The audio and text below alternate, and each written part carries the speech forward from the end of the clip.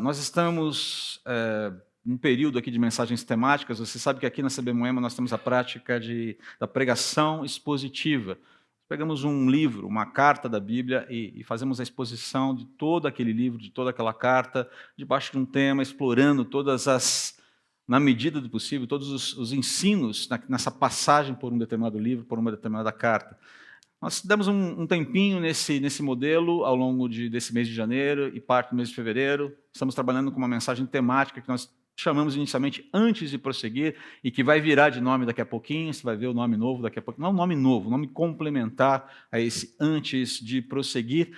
E no primeiro domingo nós falamos sobre uma resolução primária, essencial para a gente seguir bem na nossa jornada com Jesus, que é cuidar do coração. Esse material, basicamente eu preciso fazer menção disso aqui, é uma boa propaganda. Boa parte do material que eu tenho estudado, que eu tenho lido para a preparação dessas mensagens, eu tenho encontrado no site Conexão Conselho Bíblico, que foi criado, é mantido, fruto de pesquisa incansável de uma missionária da Palavra da Vida, Maria Cecília Alfano, querida irmã em Cristo, querida amiga minha, da Helene. O trabalho dela é sensacional, é focado na área do aconselhamento bíblico, vários temas muito preciosos ali, sendo tratados biblicamente de maneira apropriada, muitos artigos, muitas indicações de bons livros para você ler. Eu sempre recomendo esse site, ou alguns materiais desse site para as pessoas que nós aconselhamos. Então, fica aqui a dica do site Conexão Conselho Bíblico. Uma grande parte do material que eu tenho estudado para essa série tem sido tem a sua origem ali, né, do fruto da pesquisa da Maria Cecília, uma compilação muito boa de textos, artigos e também alguns livros que a gente às vezes nem conhece, nem sabe que existem. Tá bom? Muito bem. Deixa eu só reforçar aqui o meu alerta e o desafio feito na semana passada. O que eu estou compartilhando com vocês é algo que eu estou vivendo. É um autoexame, é algo que eu estou passando, é algo pelo qual eu estou me submetendo diante do Senhor. Então, enquanto eu falo para você, tenha em mente que eu já estou aqui refletindo sobre essas questões sobre as quais eu estou compartilhando com você. E o desafio é que você se abra para esse exame também, que você converse com Deus a partir do que a palavra está te desafiando, sem parar para pensar, nossa, como seria bom que o meu primo, o meu concunhado, o meu vizinho, o Noro, né, estivesse aqui para ouvir isso. Né? Nossa, como fulano deveria estar aqui para ouvir isso. Eventualmente, ele também precisa ouvir isso. Mas a primeira pessoa que deve ouvir é você.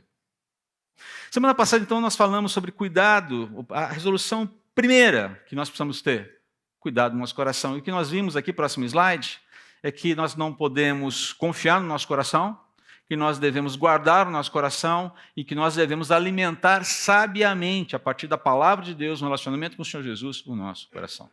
Certo? Ok? Basicamente é isso. Hoje nós vamos seguir com o checklist para prosseguir. Próximo slide que vai aparecer para você aqui. E o tema de hoje é examine-se com honestidade. Essa é uma outra resolução que nós precisamos ter na nossa caminhada cristã. Examinarmos-nos com honestidade. E por que a gente precisa fazer isso? Porque nós somos tendenciosos quando nos olhamos no espelho. Falando de forma figurada aqui. E a palavra de Deus nos adverte a termos uma visão equilibrada, uma visão consistente, nem mais, nem menos, por assim dizer, sobre a gente mesmo.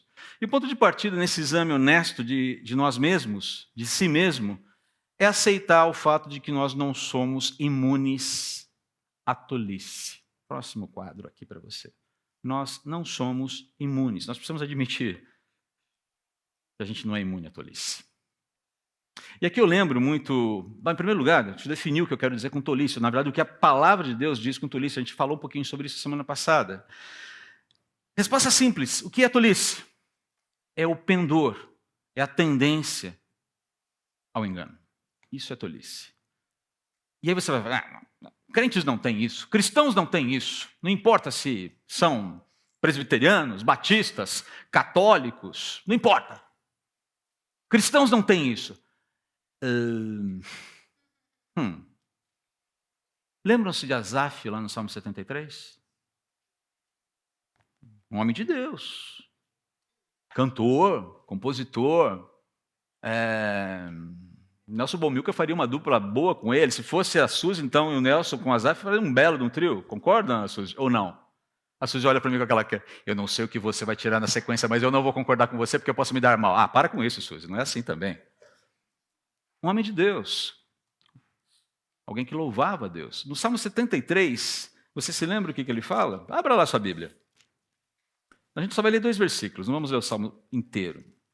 Salmo 73, versículos 21 e 22, que na verdade é a dobradiça desse salmo aqui, é onde ele, aqui alguma coisa aconteceu. O que acontece com Asaf ali no Salmo 73? Ele vinha absolutamente afligido, ele estava indignado, porque o ímpio prospera, o corrupto se dá bem. E nós que vivemos de forma justa, que procuramos seguir ao Senhor, que procuramos viver em integridade, só levando ali sarrafada na moleira. Você sabe o que é moleira, né? Aquele buraquinho que a criança tem aqui, não fechou ainda toda a parte do crânio aqui em cima. Você só levando ali o tempo todo. Eu cansei da minha integridade, porque não está valendo a pena. Quando ele chega ali no versículo 21, alguma coisa acontece. Olha só. Quando meu coração vem falando, né? Olha, poxa vida, o ímpio só se dá bem, a coisa, ele vem num desânimo total. E quando chega ali no versículo 20, ele fala, 21, ele fala: quando meu coração estava amargurado e no meu íntimo curtia a inveja. Não é curtir no sentido de achar legal, é curtir no sentido de tratar a inveja, de ficar dando tratamento à inveja como se curte o couro, por exemplo. Deixar, apurar bem, assentar bem.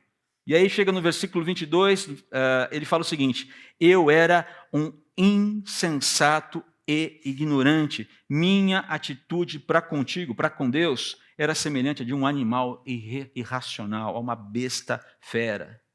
Ele fala assim: percebi que o meu coração se amargurou. Ou seja, ele admite honestamente, depois de um exame, ele se discerniu ressentido contra Deus, porque Deus não agiu do jeito que ele esperava. Cadê a punição do mal, Deus? Cadê a punição do ímpio? Cadê a sarrafada no corrupto? Cadê o juízo final, pô? Minha. Coração ressentido, coração amargurado. Ele viu, estava despedaçado por dentro. Pudera. Agora, olha só o diagnóstico que ele faz no versículo 22, voltando aqui. Fui tolo. Estava embrutecido, ignorante, sem conhecimento. E aos teus olhos, Deus, eu devo ter parecido como um bicho do mato. Já se encontrou com um bicho selvagem? Assim, você deu de cara com ele, e ele lá, ele olha para você, o que ele faz? Oi, você veio tomar um café? Vamos, senta aí. Não é o castor de Nárnia. O que ele vai fazer? Ele vai te atacar, ele vai te reagir, ele vai... Opa! A ideia aqui, eu pareci com esse bicho que te mostra os dentes. Tolice, eu me enganei. Asaf admite aqui que foi agente do seu próprio engano, da sua tolice. Se você segue o Salmo, você vai ver que a conclusão dele no final é de que o ímpio não vai resistir ao acerto de contas com Deus. Deus não vai deixar o ímpio impune para sempre. Ele não vai deixar de tratar a maldade para sempre. Pode ser uma coisa desesperadora num primeiro momento, a gente olha para o cenário da vida e fica um pouco aflito com tudo que está acontecendo, mas Deus garante que ele vai fazer acerto de contas. Quando? Aí é com ele. Então perceba aqui, o foco aqui é a tolice. Um homem de Deus se vê absolutamente cheio de ressentimento contra Deus, tendo que lidar com o seu coração, e no momento em que ele entende o que aconteceu, ele fala: eu fui tolo, eu fui o responsável pela minha tolice. Permitam-me aprofundar aqui um pouquinho mais esse ponto. Vai ficar mais claro à medida que a gente caminha aqui. Próximo slide. E aqui eu sou devedor aqui desse artigo do Paul Tripp, Você Está Se Enganando, que foi escrito em 2010, foi traduzido e publicado no site e pródigo, alguns chamam de ai pródigo, ok, fica aí a teu critério. E eu trabalhei em cima desse texto do Tripp e desenvolvi o restante da mensagem, dando embasamento bíblico, porque na sua origem o texto não tem nenhuma referência bíblica, mas ele é muito bom. Olha só o que o Tripp fala nesse artigo. Existe muito conhecimento a ser aprendido, mas a sabedoria é uma mercadoria rara. Ele não está falando de inteligência, ele está falando de sabedoria, são coisas distintas. Por quê? Porque a sabedoria é uma das primeiras casualidades do pecado. E aqui eu preciso fazer um parênteses. O que é casualidade do pecado? Vítima. A sabedoria é uma das primeiras vítimas do pecado. Não é a primeira, porque a primeira é a verdade. A verdade é a primeira grande vítima do pecado. Você se lembra daquela afirmação de Jesus a Pilatos, ali em João, capítulo 18, versículo 37? Quando Jesus vira para ele assim, de fato, nasci e vim ao mundo com uma finalidade. Qual era a finalidade? Testemunhar a verdade. Aqueles que são da verdade, ouvem a minha voz. Essa foi a finalidade da encarnação. Vindicar a verdade. O que Jesus afirma aqui em João 18:37 é muito sério. Amar a verdade significa dar ouvidos e crer em Jesus, o autor da vida, de quem a verdade emana, de quem a verdade depende. E é nisso que reside o fundamento da verdadeira sabedoria. Sem verdade não existe sabedoria. Sem Deus, sem Cristo, o que se tem são fragmentos de verdade que vão fazer cada vez menos sentido à medida que você tenta entender o que é a realidade. Queridos, a jornada da filosofia, distanciada da teologia, é um exemplo disso. Fragmentos de verdade. É aquela história do relógio que dá a hora certa 2 vezes por dia. Essa é a questão aqui. Mas na maior parte do tempo, o relógio dá a hora errada. Então percebe, quando você tenta descobrir o que é verdade, distanciado de quem é o autor da vida, você vai ter fragmentos de verdade e não vai conseguir fechar os pontos. Se a verdade é vitimada com o pecado, como o Paul Tripp está falando aqui, a sabedoria, que é dependente da verdade, também é vitimada. Na verdade, está falando da sabedoria, desculpe. Mas voltando ao texto do Tripp, tá? É difícil de admitir, mas nada é mais verdadeiro. O pecado reduz todos nós a tolos. Desculpe te dar essa notícia. E eu estou aqui, no meio desse negócio aqui também, tá? E aí vem a frase que me chamou mais atenção aqui. E a verdade é que não há maior vítima, ou não há vítima maior da sua tolice do que você mesmo. Você lê a história do pecado de adultério de Davi e diz a si mesmo, no que ele estava pensando? Ele realmente achou que escaparia disso? Ele se esqueceu completamente de quem ele era? Ele pensou que Deus ia ficar parado e deixar isso acontecer? Mas Davi não é um caso extremo da insensatez levada às últimas consequências. Você vê evidência dessa mesma tolice em nossas vidas diariamente. E aí alguém pode replicar, como assim? A gente vê evidência dessa mesma tolice na nossa própria vida diariamente. André, que exagero, para com isso. Vamos dar uma olhadinha nas evidências antes de achar que isso é um exagero e que isso não diz respeito a gente? Depois você pode concluir se sim ou se não, tá bom? Então vamos às evidências aqui. Primeira delas, egocentrismo. É uma das faces da tolice. E como eu disse, aqui eu estou desenvolvendo mais um pouquinho o artigo do Paul Tripp. Sou devedor ao artigo do Paul Tripp aqui, que é muito bom, como eu disse. Tá? Então a primeira evidência é o egocentrismo. O que é o egocentrismo? É a condição da pessoa egocêntrica. E o que é o egocêntrico? É aquela pessoa que exibe atitudes, comportamentos voltados, sobretudo, para si mesmo, demonstrando qualquer nível de insensibilidade ao outro e às necessidades do outro. É isso que é o egocêntrico.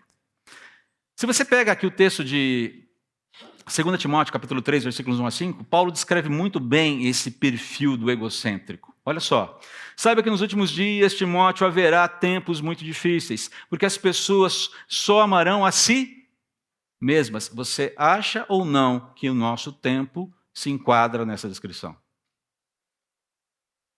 Basta você pegar e dar uma olhada nas redes sociais ali, nos posts, do tipo de post que se faz nas redes sociais. A maior parte diz respeito a quê? A falar do quê? A falar de si mesmo. Não que você não possa falar de si mesmo. Tem alguns posts que são muito interessantes, muito divertidos. E é muito legal quando você compartilha coisas legais da sua vida com as pessoas. Mas a maior parte do tempo as pessoas estão interessadas em quê? Em autopromoção.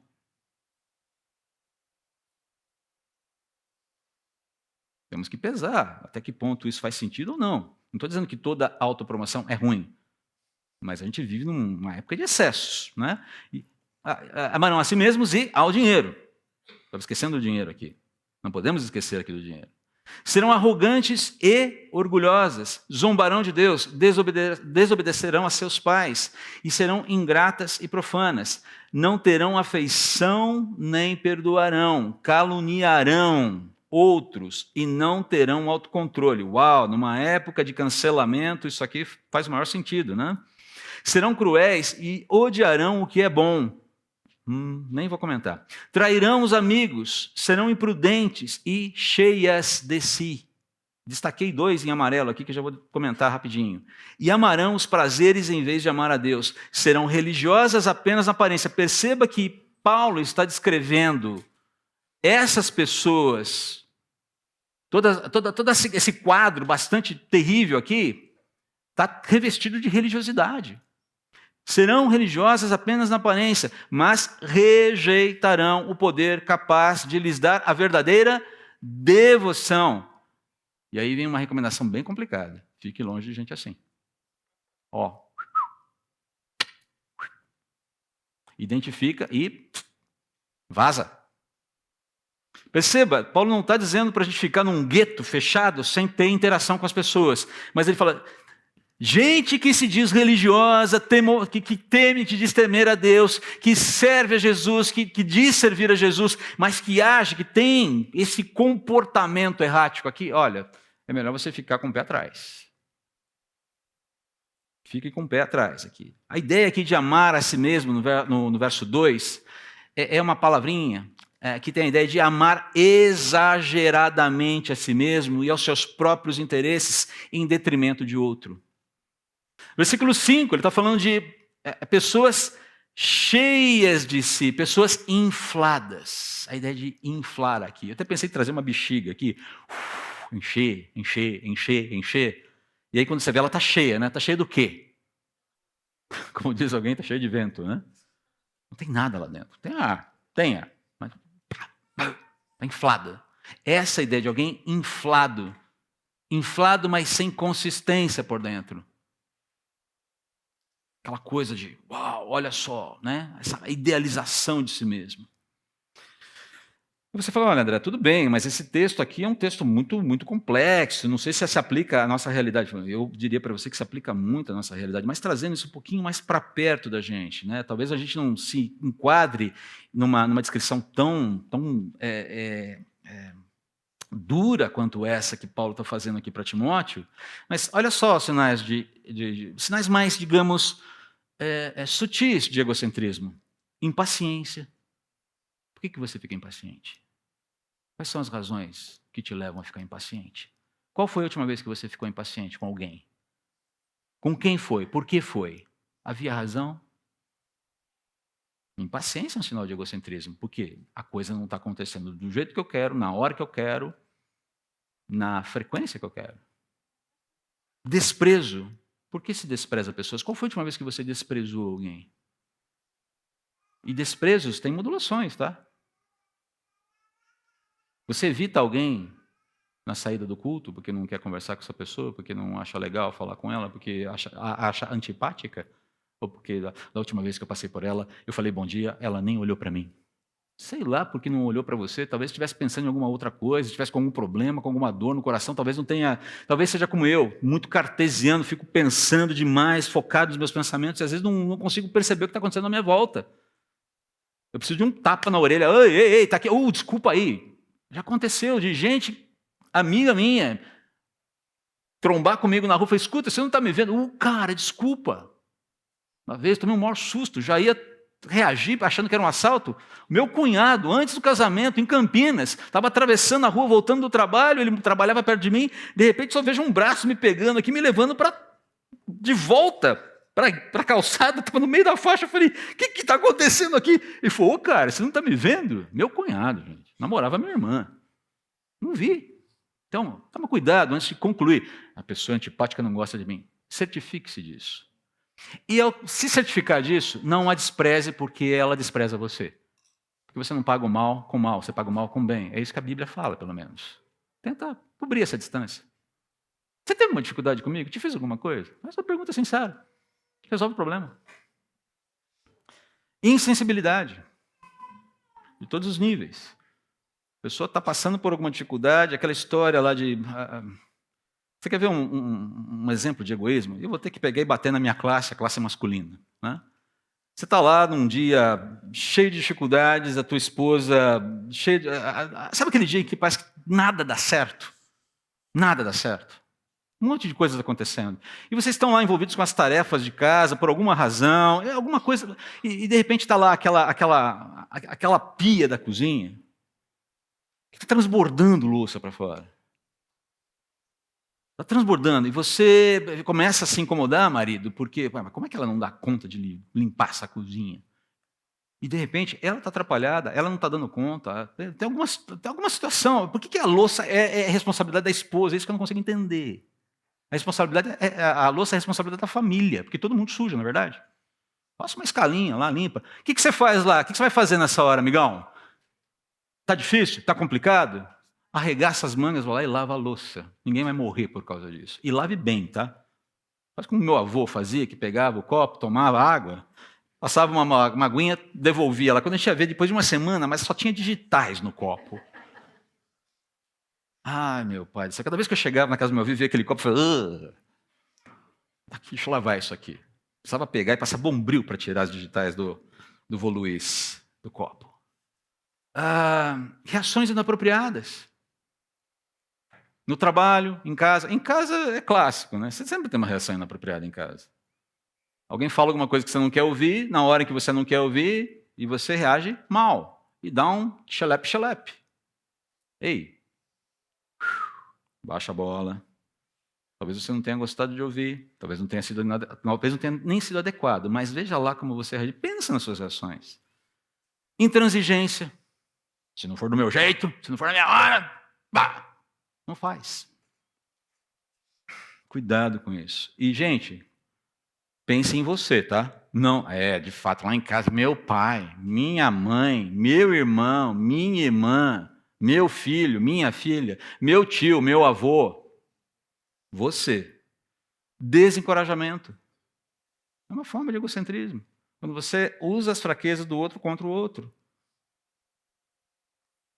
Ira. A gente tem que ter uma sequência de estudos só sobre ira aqui na igreja. Não porque eu estou dizendo que você é irado, mas porque o assunto é necessário. Autocomiseração, isso é um clássico. O que é autocomiseração? Pena de você mesmo. Ficam me machucando. Poxa vida. Falam coisas. Não, meu pai não me deixou ir na festa hoje. Meu pai não me deixou. Meu pai não trocou meu telefone 14 por um 15. Eu não acho isso justo. Isso não é legal. Cresce, né, meu?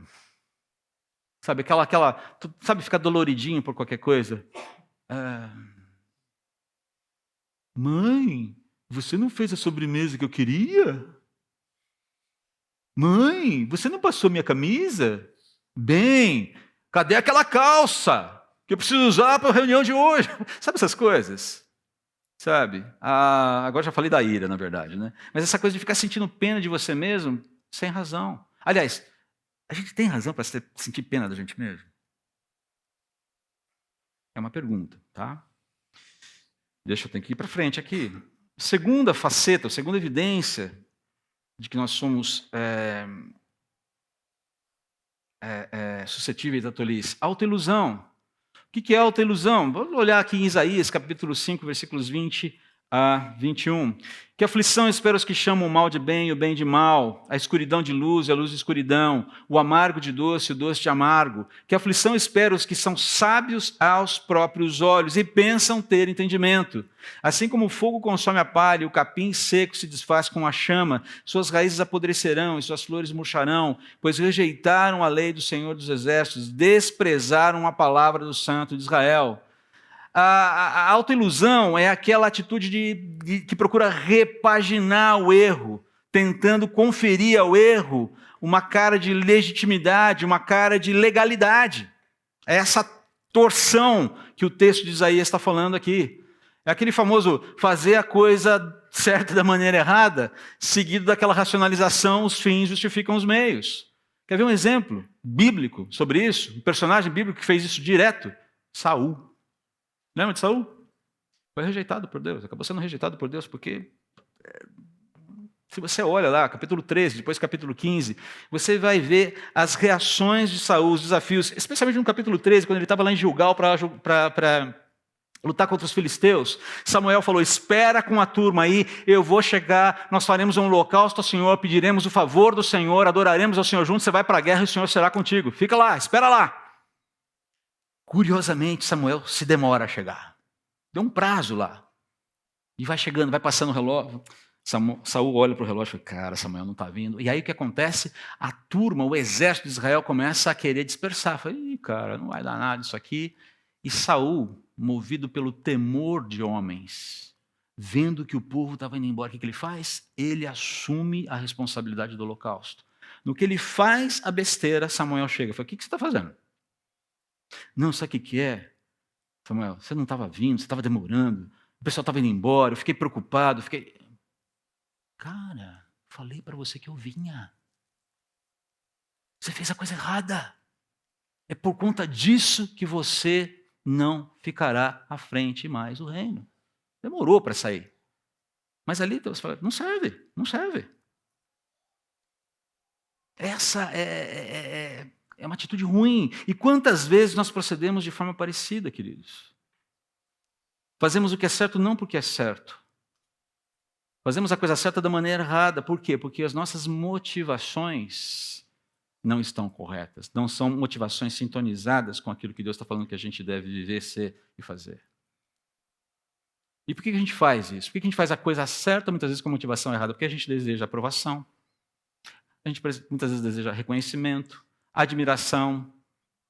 A gente deseja que as pessoas nos temam às vezes. Nós não gostamos de ser contrariados, nós não queremos ser contrariados, nós não queremos às vezes ser pressionados. É muitas vezes o desejo da dominação, o desejo do controle, o desejo do poder, de poder exercer poder, de julgar, de ser servido. No fim das contas, é o desejo de estar no centro da situação. Ser o centro de todas as coisas. É possível dar uma cara de piedade para tudo isso. Saul deu uma cara de piedade para o que ele fez. Samuel chegou e falou: cara, não. Leia lá, capítulo 13, a partir do versículo 7. Depois capítulo 15. De novo, Saul dá uma mancada. Nós vamos para o terceiro aqui. Preciso seguir. Autossuficiência. Esse é um clássico, né? Esse é um clássico da tolice. Quem vive isolado se preocupa apenas consigo e rejeita todo o bom senso. Provérbios 18:1. Note que o texto de Provérbios está afirmando aqui: quem vive isolado é uma pessoa ensimesmada e inconsequente. É uma pessoa que despreza, que descarta, que desvaloriza o propósito e a beleza dos relacionamentos. É uma pessoa ensimesmada porque vive apenas para si, ou prioritariamente para si e os seus desejos, onde o outro, além de não importar, eventualmente é tido como um estorvo, como uma chatice, como um peso. Especialmente quando interfere na sua vida. E é inconsequente porque não se importa com as consequências do seu estilo de vida, nem para si, nem para os outros. Ele está tranquilo. Eu me basto. Tem uma frase que eu ouço no interior, que é muito curiosa. Aqui em São Paulo nunca ouvi, mas no interior é comum. Nasci pobre, pelado, sozinho. Vou morrer pobre, pelado, sozinho, ninguém tem nada a ver com isso. é o autossuficiente. É o autossuficiente. O que ocorre é que Deus, e nós precisamos lembrar disso, é um ser relacional e nos criou com essa característica. As pessoas da Trindade estão num eterno relacionamento de amor umas com as outras, onde elas exaltam umas às outras. A teologia chama isso de pericorese. Não precisa lembrar do nome, mas o termo existe, porque essa realidade está lá. E quando Deus criou o ser humano, a sua imagem, a sua semelhança, Ele comunicou esse atributo ao ser humano, a necessidade de relacionamento, a disposição, a essência de precisar e ter que se relacionar, a capacidade de se associar e se identificar com o outro. Com Deus num relacionamento vertical, com o próximo num relacionamento horizontal. Sabe como a autossuficiência tem se manifestado entre os cristãos? Cristãos. Só para citar um exemplo. Eu vou falar aqui dos cristãos, de uma forma geral. Na substituição, eu ia usar um adjetivo aqui, mas eu resolvi não usar, na substituição nefasta, sinistra, maligna, vamos colocar dessa forma, do viver comunitário, da celebração comunitária, nesse modelo presencial, pelo consumismo de espiritualidade online. O sujeito assiste 6 cultos por dia, acho que está numa vibe tão legal com Deus. Estou surfando nas ondas do Espírito Santo. Uhul! Durante a pandemia, fez sentido acompanhar os cultos pela internet, queridos?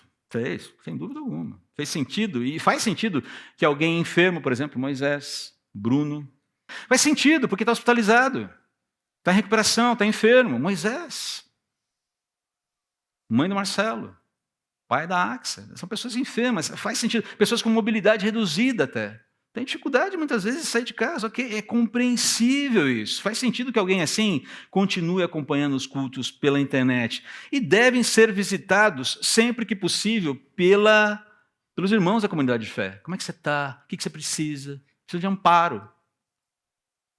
Mas não faz o menor sentido, queridos, permanecermos nesse formato online se tudo o que a gente quer é evitar o contato com o outro.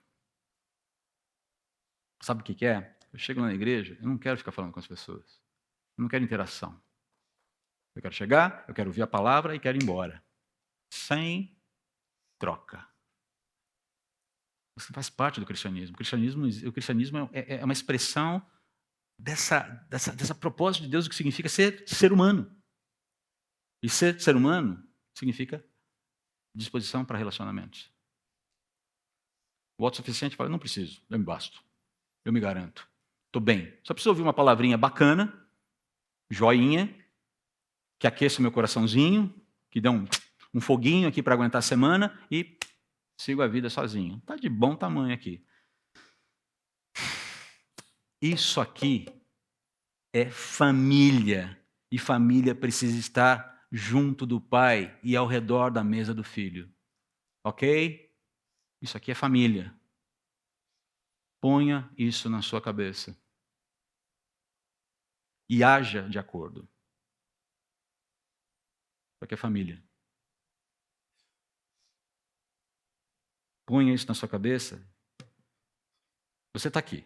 Estou falando isso para você, e eventualmente não deveria estar falando isso para você. Mas ponha isso na sua cabeça. E lute contra a vontade de não colocar a cabeça e o corpo para fora de casa no domingo. Porque essa vontade sempre tem. A vontade de ficar de pijama o domingo inteiro, sabe? Reuniões de oração pela manhã são sempre interessantes, não é, Gilmar? Reunião da sexta às 5h30 da manhã é muito interessante, porque ninguém liga a câmera. Adivinha por quê? O cabelo está daquele jeito, né? É muito legal, mas pelo menos está lá. Já é alguma coisa. Mas enfim, deixa eu seguir aqui, queridos. Autojustificação. E aqui eu coloquei o texto de Lucas, mas na verdade o texto aqui que eu queria colocar para vocês é o Gálatas 3, 1-3, embora o texto de Lucas também nos ajude como um texto adicional aqui. Ó Gálatas insensatos, quem os enfeitiçou? Jesus Cristo não lhes foi explicado tão claramente como se tivessem visto com os próprios olhos a morte dele na cruz? Deixe-me perguntar apenas uma coisa, vocês receberam o Espírito porque obedeceram à lei ou porque creram na mensagem que ouviram? Será que perderam o juízo? Olha a paulada que Paulo está dando na igreja aqui. Tendo começado no Espírito, por que agora procuram tornar-se perfeitos por seus próprios esforços? Por que Paulo está de bronca com o pessoal da Galácia, os crentes da Galácia? Porque esse pessoal foi adequadamente evangelizado, creu na graça mediante a fé em Jesus e agora achava que para ser salvo, para garantir uma vida com Deus, precisava fazer o quê? Checklistzinhos ali de, agora eu preciso completar a obra de Cristo na minha vida. O que significa completar a obra de Cristo na minha vida? Ser um cara bom, cumprir os ritos, porque senão Deus não me salva. Estavam voltando, ou estavam cedendo às pressões do judaísmo. Os judaizantes estavam lá, não, você está entendendo o seguinte, crer em Jesus é legal, mas você precisa cumprir a regra A, cumprir a regra B, cumprir a regra C, porque senão, meu amigo, não vai adiantar. Jesus é a porta de entrada, mas agora você tem que fazer um checklist infinito para poder ser salvo no final das contas. Paulo fala, ei, para tudo. Vocês começaram super bem, e no meio do caminho pegaram o quê? Um retorno? Não faz o menor sentido isso. É pela graça que vocês são salvos. A vida que vocês vivem pela fé no Filho de Deus. E vocês vivem em novidade de vida. E as obras que vocês devem fazer são expressões de amor. E não uma troca com Deus para você conseguir um carimbo de salvo, vai para o céu agora. Para.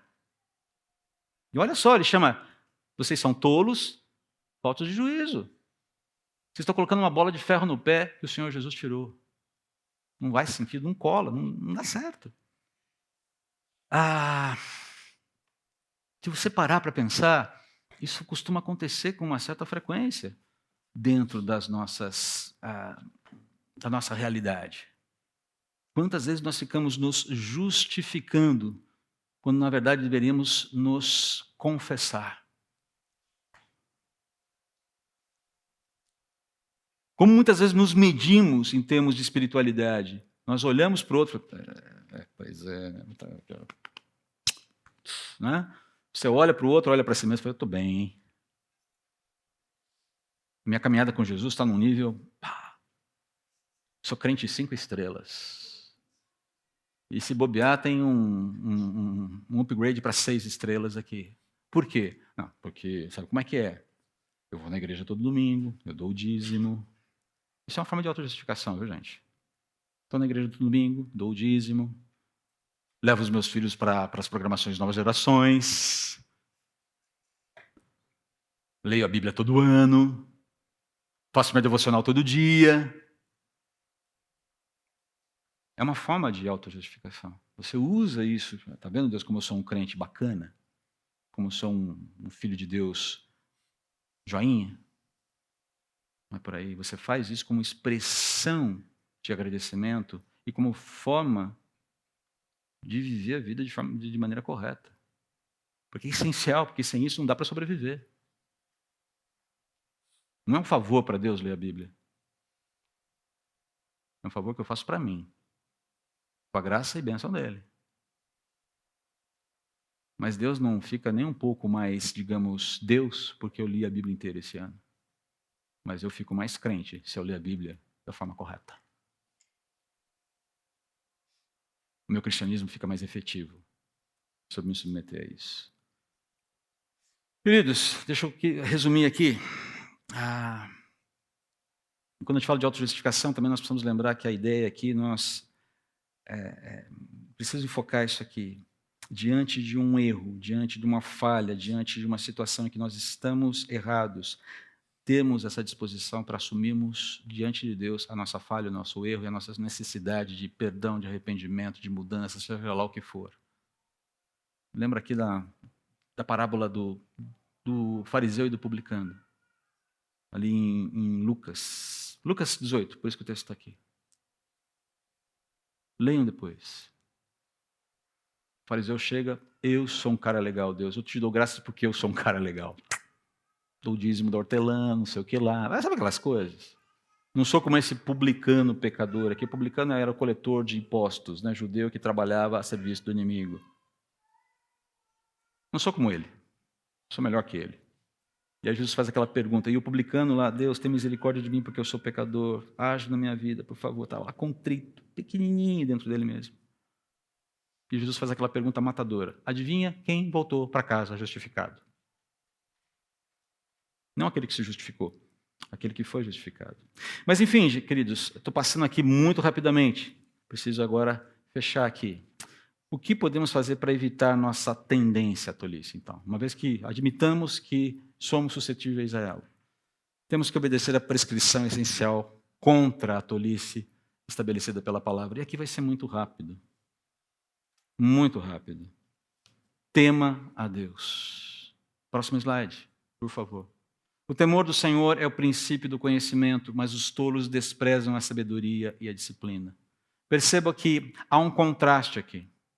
Se você quer ser sábio, se você quer entender como se conduzir na vida, a reverência, temer a Deus, não é ter medo dele, medo, pavor. Algum pavor, algum medo, sim. Mas é, sobretudo, reverência profunda. Aquela reverência que te leva a querer se aproximar dele, mas com todo o cuidado, sabedor de que ele pode fazer da nossa vida o que ele bem entender. Ele é o dono da vida. Como eu costumo dizer que Deus é amoroso, mas Deus não é fofo. Não adianta você querer um Deus fofo, isso não existe. Um Deus de amor existe. Gosto daquela frase do Leão, Feiticeiro e Guarda-Roupa, né? Quando o castor, não o Túmenos, no filme é o Túmenos, mas no livro é o castor que fala assim, entenda o seguinte, falando para os meninos, Aslan é bastante amigável, mas ele não é domesticável. Não queira domesticar Deus. Não vai dar certo. Queira um Deus de amor, mas não queira um Deus fofo. Tema o Senhor, o temer o Senhor, o temor do Senhor, a reverência a Ele, é o princípio do conhecimento. Sem isso, você não consegue entender a própria realidade. Mas os tolos desprezam a sabedoria e a disciplina, que advém, ou que funcionam, que vem como um efeito colateral do temor a Deus. Tema a Deus, próximo texto. O temor do Senhor é o princípio da sabedoria. O conhecimento do santo resulta em discernimento. Discernimento sobre o quê? Sobre quem Deus é, o que é a realidade, quem eu sou e o que eu estou fazendo nesse mundo e como eu devo me proceder. Próximo texto. Tema a Deus. O temor do Senhor é fonte de vida. É por isso que o coração precisa ser alimentado com o temor do Senhor. Porque se o coração é fonte, do coração procedem as fontes da vida, dependendo do que está brotando nesse coração, você vai ter uma coisa ou outra. Uma água boa ou uma água ruim. O temor do Senhor é fonte de vida, ajuda a escapar das armadilhas da morte. Não significa que a gente vai... Não está falando de morte no sentido literal aqui, mas de uma maneira mais abstrata, dizendo que você vai ter uma vida mais útil, uma vida menos impactada pelos problemas que você mesmo poderia se causar. Você vai evitar problemas para si mesmo, essa é a ideia aqui, na medida do possível. Problemas virão, mas na medida do possível você não vai ser uma grande fonte de problemas para você mesmo. E por fim, um dos maiores, talvez o fechamento de ouro de Eclesiastes aqui. Aqui termina meu relato. Salomão falando em Eclesiastes sobre toda a sua jornada. Ele começa falando vaidade das vaidades, tudo é vaidade, correr atrás do vento. Eu, o pregador, rei de Israel, me apliquei a fazer todo tipo de obra debaixo do sol. Então ele foi lá e desfrutou de todos os prazeres da vida, ele fez todas as obras que um homem poderia fazer, ele se lançou a projetos acadêmicos, ele experimentou de tudo e mais um pouco num nível que poucos homens experimentaram. E quando ele chega no final, ele falou, tudo é vaidade, correr atrás do vento. Se Deus não estiver sustentando a equação da vida, a vida não fecha. O resumo da ópera, a síntese de Eclesiastes é, tema a Deus e obedeça a seus mandamentos, pois esse é o dever de todos, ainda que não façam. E aí ele arremata, Deus nos julgará por todos os nossos atos, incluindo o que fazemos em segredo, seja o bem, seja o mal. Somos pesados por Deus. Alguns serão pesados para condenação eterna, outros serão pesados para galardões. Mas o fato é que todos nós somos pesados por Deus constantemente. É por isso que somos disciplinados muitas vezes. Tema a Deus. Essa é a senha. Reverencie a Deus. Coloque Deus, dê a Deus o espaço que Ele merece na sua vida. Sem isso não dá para continuar legal. Não funciona. Tripp vai terminar, eu quero terminar com algumas citações do Tripp que são muito importantes e que arrematam bem essa ideia do segundo ponto aqui. Aqui está o que todos nós devemos encarar. O pecado nos reduz a tolos. Todos nós temos que encarar isso. Mas, felizmente, a história não termina aqui. Aquele que é a fonte última de tudo que é bom, verdadeiro, digno, justo e sábio é também um Deus de maravilhosa graça. É um Deus de amor, embora não seja um Deus fofo. Aqui acréscimo meu. Você não será liberto de sua tolice pela educação ou experiência. Tem muita gente que discordaria disso, mas a palavra de Deus nos alerta sobre isso. Você não conseguirá sabedoria por pesquisas e análise. Inteligência, sim, sabedoria, não. Você receberá sabedoria por meio de um relacionamento com aquele que é sabedoria. Próximo slide. A afirmação radical da Bíblia é que a sabedoria não é um livro, um sistema ou um conjunto de ordens ou princípios. Não, a sabedoria é uma pessoa e seu nome é Jesus Cristo. Quando você e eu somos agraciados com a aceitação nele, somos levados a um relacionamento pessoal com a sabedoria, com S maiúsculo. E a sabedoria com S maiúsculo inicia um processo por toda a vida de libertar-nos da fortaleza que a tolice do pecado nos prendeu. É um resgate. Não somos ainda completamente livres, mas haverá um dia em que todos os nossos pensamentos, todos os nossos desejos, escolhas, ações e palavras serão fundamentalmente sábios. Oh, dia maravilhoso esse, em que eu olharei para o André no espelho e falo, você é um cara sábio. Vai ser na eternidade, você já sabe disso, né? Até lá, vai chegar esse dia. Vai chegar. Olhe para mim, o pior dos pecadores que você conhece nessa igreja. E veja em mim alguém que vai ser plenamente sábio, porque o poder de Deus vai fazer isso. E não é porque eu leio, não é porque eu pesquiso, não, mas porque o Espírito Santo está atuando na minha vida. Pode fazer para me tornar mais parecido com Jesus. Não é o quanto eu conheço de teologia, mas é o quanto a palavra de Deus transforma a minha vida. Essa é uma frase do Tripp muito marcante para mim. O propósito último da palavra de Deus não é informação teológica, mas transformação de coração e vida. Conheço muita gente que é um tigrão teológico, mas não tem vida nenhuma com Jesus. Porque não foi transformado pela informação que tem, mas que não virou conhecimento que habita no seu íntimo. Admita que você não é imune à tolice. Eu não sou. A minha esposa pode me dar testemunho para você tranquilo de quantas vezes eu sou tolo. Melhorou muito. Segundo ela, eu melhorei muito. Bastante. Há esperança, tá vendo? Continuo sendo tolo? E toda vez que você observar em mim um ato de tolice, eu quero te dar liberdade para me chamar a atenção. Mas em contrapartida, eu quero ter liberdade também de chamar a sua atenção quando observar em você um ato de tolice. E vamos combinar uma coisa? Sem mimimi, tá bom? De Bíblia aberta, abrindo o coração e a mente para que o Espírito Santo trabalhe em nós. Tá combinado? Quero convidar o grupo de louvor para a gente cantar a última música que tem muito a ver com essa disposição de se examinar e de se abrir para a transformação que Deus quer promover. E na sequência, eu impetrarei a bênção e nós estaremos despedidos.